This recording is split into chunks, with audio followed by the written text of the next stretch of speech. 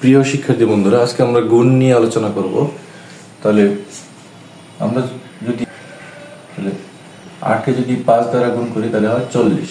তাহলে এখানে 8কে বলা হয় গুণ্য, 5 হচ্ছে কি গুণক, আর 40 হচ্ছে কি গুণফল। তাহলে এই গুণ্য এটাকে ইংলিশে বলা হয় মাল্টিপ্লিকেন্ট। মাল্টিপ্লিকেন্ট। গুণক এটা হচ্ছে মাল্টিপ্লায়ার। মাল্টিপ্লায়ার। আর গুণফল ইংলিশে বলা হয় কি প্রোডাক্ট। যারা ইংলিশ মিডিয়ামে পড়াশোনা করে তাদের জন্য এটা দরকার। তাহলে গুণ্য ইন্টু গুণক ইকুয়াল কি গুণফল। আচ্ছা, তাহলে আমরা যদি এটা থেকে আরো সমীকরণ বের করতে চাই, তাহলে গুণ থাকলে যদি ডান দিকে চলে যায় সেটা হয়ে যাবে ভাগ।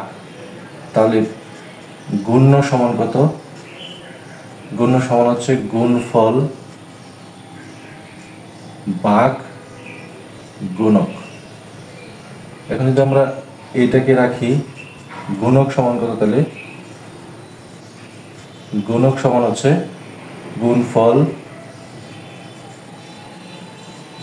ভাগ গুণ্য।